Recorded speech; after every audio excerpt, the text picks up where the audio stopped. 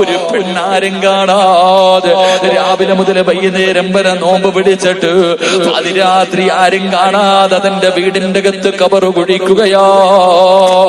ഈ നാട്ടിലെ ഏതെങ്കിലും പെണ്ണിന് ധൈര്യമുണ്ടോ പള്ളിപ്പറമ്പിൽ പോയിട്ട് കുഴിയെടുക്കണ്ട, നിന്റെ വീടിന്റെ അകത്തൊരു കബറ് കുഴിക്കാർ?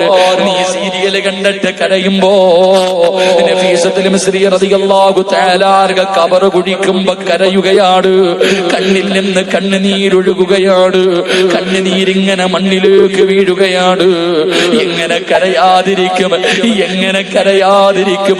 കബറല്ലേ കുഴിക്കുന്നത്, കബറല്ലേ കുഴിക്കുന്നത്. കബറെന്നു കേട്ടാൽ തൽക്ഷണം ഞെട്ടേണ്ടതാ, കണ്ടാലുടൻ വാ വിട്ടു നീ കരയേണ്ടതാ.